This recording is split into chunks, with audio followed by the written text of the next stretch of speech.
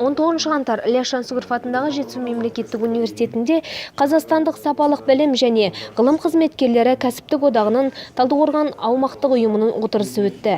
Жиынға Қазақстан Республикасының президенті Нұрсұлтан Назарбаевтың 4-ші өнеркәсіптік революция жағдайындағы дамудың жаңа мүмкіндіктері атты жолдауы талқыланды. Кезекті жолдауға сәйкес ұйымның міндеттері қаралып, 2017 жылы атқарған істерге есеп беріліп, жұмыс қорытындыланды.